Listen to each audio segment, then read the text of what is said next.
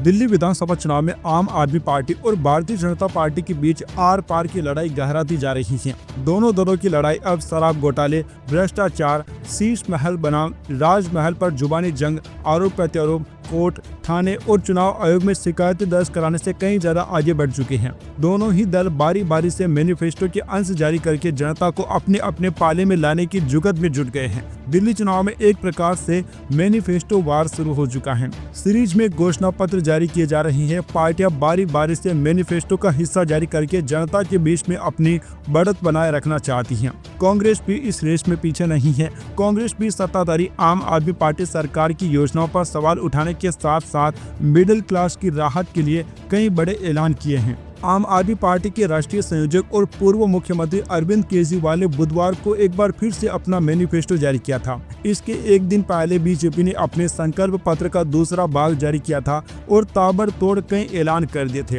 बुधवार के मैनिफेस्टो को अरविंद केजरीवाल ने मिडिल क्लास का घोषणा पत्र बताया। उन्होंने दावा किया कि इतिहास में पहली बार एक पार्टी मिडिल क्लास के लिए मैनिफेस्टो जारी कर रही है। पूर्व सीएम ने मिडिल क्लास को देश का असली सुपर पावर बताया। उन्होंने कहा कि मिडिल क्लास समाज का पीड़ित तबका है। वह टैक्स के बोझ का मारा होता है, उसे हमेशा दबाया जाता है। उससे टैक्स में राहत मिलनी चाहिए। केंद्रीय बजट आने वाला है। उससे पहले पूर्व मुख्यमंत्री अरविंद केजरीवाल ने यहां कहकर केंद्र पर निशाना भी साधा कि मिडिल क्लास वर्ग सरकार के लिए सिर्फ और सिर्फ एटीएम मशीन बनकर रह गया है। केजरीवाल ने कहा कि मिडिल क्लास हमेशा नोट और वोट बैंक के जाल में फंसा रहता है।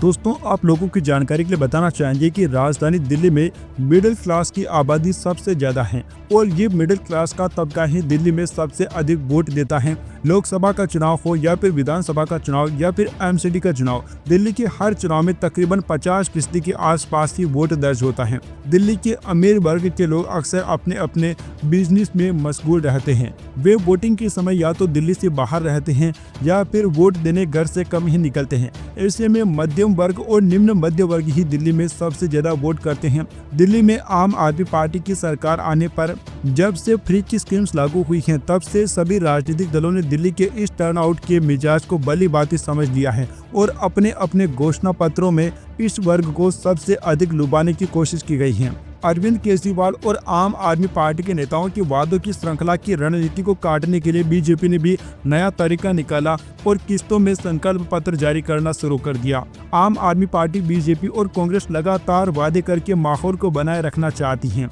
दोस्तों, मंगलवार को बीजेपी सांसद अनुराग ठाकुर ने संकल्प पत्र का दूसरा भाग जारी किया था। दूसरे संकल्प पत्र में बीजेपी ने मिडिल क्लास के लोगों और व्यापारियों के लिए कई लोक लुभावने वादे किए। अनुराग ठाकुर ने मिडिल क्लास के विद्यार्थियों के लिए वादा किया था कि दिल्ली के सरकारी शिक्षा संस्थानों में केजी से लेकर पीजी तक सभी जरूरतमंदों को फ्री में एजुकेशन दी जाएगी। और दोस्तों, आपको बताना चाहेंगे कि सबसे पहले बीजेपी के राष्ट्रीय अध्यक्ष जेपी नड्डा ने बीजेपी का संकल्प पत्र के पहला भाग को जारी किया था। पहले संकल्प पत्र में जेपी नड्डा ने दिल्ली में आयुष्मान योजना को लागू करने का वादा किया था। साथ ही महिला समृद्धि योजना में 2500 रुपये देने के अलावा गरीबों को होली, दिवाली पर फ्री में गैस सिलेंडर देने का वादा किया था। जेपी नड्डा ने कहा था कि बीजेपी अपने संकल्प पत्र का तीसरा भाग भी जारी करेगी। बीजेपी ने अपने पहले भाग में महिलाओं, बुजुर्गों और झुग्गी झोपड़ियों में रहने वालों के लिए वादे किए थे, जबकि तीसरे भाग में भाजपा युवा जो वर्ग हैं उसके लिए वादे करने वाली है। इसी प्रकार से कांग्रेस पार्टी भी दिल्ली में अपनी खोई हुई जमीन को तलाशने में लगी है। दिल्ली विधानसभा चुनाव में इंडिया गठबंधन से कांग्रेस अलग होकर चुनाव लड़ रही है, लिहाजा उसके निशाने पर अरविंद केजरीवाल, सीएम आतिशी और पूरी आम आदमी पार्टी है। कांग्रेस के पूर्व सांसद और दिवंगत पूर्व सीएम शीला दीक्षित के बेटे संदीप दीक्षित नई दिल्ली विधानसभा क्षेत्र से पार्टी के उम्मीदवार हैं और बीजेपी के प्रवेश वर्मा की तरह अरविंद केजरीवाल पर लगातार हमलावर हैं। हालांकि संदीप दीक्षित कह चुके हैं कि दिल्ली में अरविंद केजरीवाल के वोट बैंक का आधार महज फ्री की योजनाएं हैं, लेकिन कांग्रेस वोट हासिल करने के लिए खुद को फ्री की स्कीम से अलग नहीं कर पा रही है। बुधवार को अरविंद केजरीवाल ने जैसे ही मिडिल क्लास का मैनिफेस्टो जारी किया, थोड़ी देर बाद कांग्रेस नेता अजय माकन सामने आए और आम आदमी पार्टी की सरकार पर घोटाले और भ्रष्टाचार को लेकर निशाना साधा। अजय माकन ने सवाल उठाया कि दिल्ली के सरकारी अस्पताल में बड़े पैमाने पर घोटाला हुआ है। उन्होंने इसकी जांच की भी मांग की है। दोस्तों जैसा कि आप जान पा रहे हैं कि इस बार दिल्ली में जहां भारतीय जनता पार्टी गठबंधन के साथ चुनाव लड़ रही है, उसके गठबंधन के साथी दल लगातार भाजपा का साथ देने की बात कर रहे हैं। भाजपा ने 2 सीटें अपने साथियों के लिए भी छोड़ी हैं, लेकिन जो कांग्रेस पार्टी और आम आदमी पार्टी लोकसभा चुनाव में गठबंधन में थी, इस बार उन्होंने विधानसभा चुनाव से पहले गठबंधन को तोड़ दिया।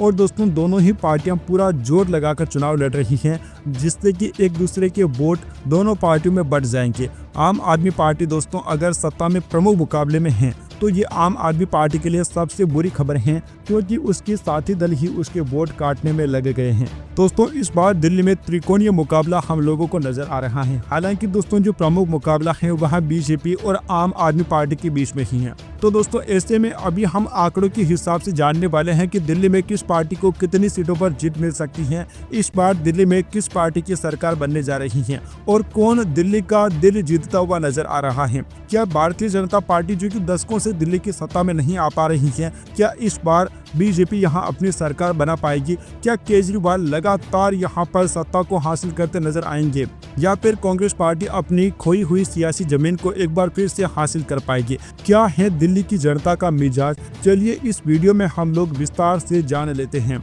दोस्तों अब चूंकि हम लोग आंकड़ों के हिसाब से बात कर ही रहे हैं, हम सबसे पहले बात करेंगे दक्षिण दिल्ली की 5 सीटों के बारे में। जनता की राय के अनुसार दक्षिण दिल्ली का जो आंकड़ा सामने आया है उसके नतीजे आप लोग देख पा रहे हैं। यहाँ की कुल 5 में से 3 सीटों पर बीजेपी की जीत हो सकती है, तो आम आदमी पार्टी के खाते में 2 सीटें जाने की संभावना है और कांग्रेस पार्टी को बिल्कुल 0 सीट मिलते नजर आ रही हैं। अगर दोस्तों हम बात करते हैं सेंट्रल दिल्ली के बारे में, यानी कि मध्य दिल्ली की जो बात की जा रही है, यहाँ पर विधानसभा की कुल 7 सीटें हैं, जिनमें से बीजेपी को जहाँ 4 सीटों पर जीत मिल सकती है, तो आम आदमी पार्टी के खाते में 3 सीटें जा सकती हैं। अभी तक दोस्तों जिन 12 सीटों के आंकड़े सामने आए हैं उसके मुताबिक बीजेपी को जहाँ 7 सीटों पर जीत मिल सकती है, तो आम आदमी पार्टी के खाते में 5 सीटें जा सकती हैं और कांग्रेस पार्टी को 0 सीट मिलते नजर आ रही हैं। इसी प्रकार से उत्तर पूर्वी दिल्ली का दोस्तों आप लोग देख पा रहे हैं, यहाँ पर कुल 8 सीटें हैं, जिनमें से बीजेपी को जहाँ 3 सीटों पर जीत मिल सकती हैं, तो आम आदमी पार्टी को जनता की राय के अनुसार 5 सीटें मिलते नजर आ रही हैं। उत्तर पूर्वी दिल्ली में हमें बीजेपी के बजाय आम आदमी पार्टी का पलड़ा भारी दिखाई दे रहा है। अभी तक दोस्तों 20 सीटों का जो आंकड़ा सामने आया है उसके मुताबिक हमें दिल्ली में बहुत ही जबरदस्त टक्कर देखने को मिल रही है। जहां पर 10 सीटें आम आदमी पार्टी के खाते में जा सकती हैं, तो बीजेपी के खाते में भी 10 सीटें ही जाने की संभावना है और कांग्रेस पार्टी का बिल्कुल खाता भी खुलता नजर नहीं आ रहा है। चलिए दोस्तों अब वीडियो में आगे बढ़ते हैं और अभी दोस्तों हम लोग बात करने वाले हैं पश्चिम दिल्ली के बारे में। पश्चिम दिल्ली में दोस्तों इस बार हमें बीजेपी और आम आदमी पार्टी में जबरदस्त टक्कर देखने को मिल रही है। पश्चिम दिल्ली में विधानसभा की कुल 8 सीटें हैं, जिनमें से 4 सीटों पर जहां बीजेपी को जीत मिल सकती है, तो आम आदमी पार्टी के खाते में भी 4 सीटें ही जाने की संभावना जाहिर की जा रही है। कांग्रेस पार्टी यहाँ भी अपना खाता भी खोलते नजर नहीं आ रही है। दोस्तों आप लोगों को लग रहा होगा कि कांग्रेस पार्टी इतनी बुरी हार रही है, लेकिन आपको बताना चाहेंगे कि पिछले 2 बार के चुनाव से कांग्रेस पार्टी ने एक भी सीट पर अपना खाता तक नहीं खोला है और कांग्रेस पार्टी का जो कभी 40% के आसपास वोट प्रतिशत हुआ करता था, वह घटकर पिछले चुनाव में मात्र 4% पर आ गया था। इस बार के चुनाव में दोस्तों दिल्ली में कांग्रेस पार्टी पूरी जी तोड़ अपनी कोशिश कर रही है, लेकिन दोस्तों कांग्रेस पार्टी के सामने सबसे बड़ी मुसीबत यह है कि वह मुख्य मुकाबले में इस बार भी हमें दिखाई नहीं दे रही है। हालांकि दोस्तों अगर कांग्रेस पार्टी का वोट प्रतिशत बढ़ जाता है तो इसका सीधा सीधा नुकसान हमें आम आदमी पार्टी को होता हुआ दिखाई देगा और चुनाव के माहौल को देखते हुए हमें ऐसा ही लग रहा है कि कांग्रेस पार्टी आम आदमी पार्टी को बहुत ही भारी नुकसान पहुंचाने वाली है। दोस्तों अभी तक हमने जिन 28 सीटों के बारे में चर्चा की है, उनमें बीजेपी को जहां 14 सीटों पर जीत मिल सकती है, तो आम आदमी पार्टी का भी हमें कुछ ऐसा ही हालचाल दिखाई दे रहा है। आम आदमी पार्टी भी 14 सीटों पर जीत का परचम लहरा सकती है। इसी प्रकार से आप लोग जैसा कि आगे देख पा रहे हैं दोस्तों, अगर हम बात करते हैं दक्षिण पश्चिम दिल्ली के बारे में, तो यहाँ पर कुल 8 सीटें हैं, जिनमें से 4 सीटों पर जहां बीजेपी को जीत मिल सकती हैं, तो 3 सीटें आम आदमी पार्टी के खाते में जाने की संभावना जाहिर की जा रही है और इसी प्रकार से कांग्रेस पार्टी को 1 सीट पर जीत मिलते नजर आ रही है। जी हाँ दोस्तों, कांग्रेस पार्टी का खाता खुलता नजर आ रहा है और अभी तक हमने जिन 36 सीटों के बारे में चर्चा की है, उनमें बीजेपी आगे निकलते दिख रही है और बीजेपी को जहां 18 सीटों पर जीत मिल सकती है, तो आम आदमी पार्टी के खाते में 17 सीटें जा सकती हैं और कांग्रेस पार्टी को 1 सीट मिलने की संभावना जाहिर की जा रही है। अभी दोस्तों अगर हम बात करते हैं पूर्वी दिल्ली के बारे में, तो यहाँ की 5 सीटों की अगर हम चर्चा करते हैं तो 5 में से 3 सीटों पर जहाँ बीजेपी को जीत मिल सकती है, तो आम आदमी पार्टी के खाते में 2 सीटें जा सकती हैं। कांग्रेस का यहाँ खाता भी खुलता नजर नहीं आ रहा है। अभी तक हमने जिन 41 सीटों के बारे में चर्चा की है, उनमें बीजेपी जहाँ 21 सीटों पर जीत हासिल करते नजर आ रही है, तो ओपिनियन पोल के आंकड़ों के अनुसार 19 सीटें आम आदमी पार्टी के खाते में जा सकती हैं और 1 सीट पर कांग्रेस पार्टी को जीत मिलने की संभावना जाहिर की जा रही है। उत्तर पश्चिम दिल्ली की 7 सीटों का जो रुझान सामने आया है, यहाँ बीजेपी का पलड़ा हमें भारी दिखाई दे रहा है। बीजेपी को जहाँ 4 सीटों पर जीत मिल सकती है, तो 3 सीटें आम आदमी पार्टी के खाते में जाने की संभावना है और कांग्रेस पार्टी को एक भी सीट मिलते नजर नहीं आ रही है। अब दोस्तों हम बात कर चुके हैं अभी तक 48 सीटों के बारे में, और जो ओपिनियन पोल के आंकड़े सामने आ रही है, बीजेपी जहां 25 सीटों पर जीत हासिल कर सकती है, तो 22 सीटें आम आदमी पार्टी के खाते में जाने की संभावना है और कांग्रेस पार्टी के खाते में 1 सीट जा सकती है। उत्तरी दिल्ली की अगर हम बात करते हैं, तो उत्तरी दिल्ली में हमें जबरदस्त टक्कर देखने को मिल रही है। यहाँ की 8 सीटों में से 4 सीटें जहाँ बीजेपी को मिल सकती हैं, तो आम आदमी पार्टी के खाते में भी 4 सीटें जाने की संभावना जाहिर की जा रही है। अब तक दोस्तों हमने चर्चा कर ली है 56 सीटों के बारे में, जिनमें से बीजेपी को जहां 29 सीटें मिल सकती हैं, तो आम आदमी पार्टी के खाते में 26 सीटें जा सकती हैं और 1 सीट कांग्रेस पार्टी को मिलते हुए दिखाई दे रही हैं। अभी चलिए दोस्तों हम बात कर लेते हैं दक्षिण पूर्वी दिल्ली की 7 सीटों के बारे में।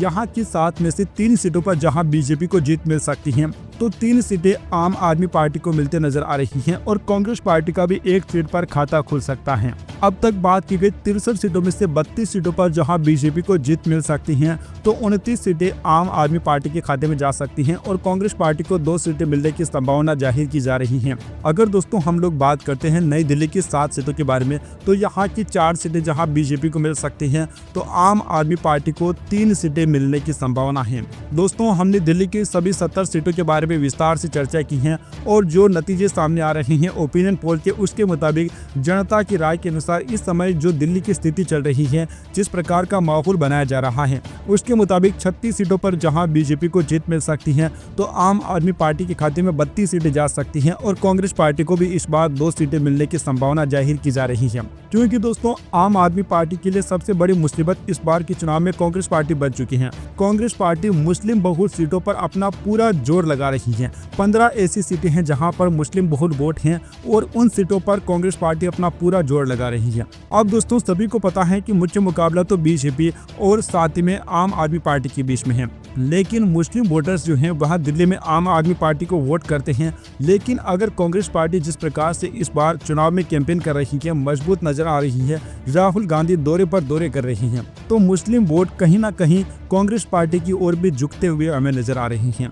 2 सीटें कांग्रेस पार्टी लेकर आ सकती है, साथ ही में आम आदमी पार्टी का वोट बैंक जो है ना बहुत बड़ा अपनी ओर कर सकती है। तो जो राजनीति की विश्लेषकों की ओर से सर्वे सामने आ रही हैं, कांग्रेस पार्टी इस बार के चुनाव में आम आदमी पार्टी के 5 से लेकर 10% वोट काट सकती है। दोस्तों आपको क्या लगता है दिल्ली में इस बार किस पार्टी की सरकार बनेगी? अपनी राय नीचे कमेंट बॉक्स में जरूर बताइए। Subscribe now and press the bell icon. Never miss an update.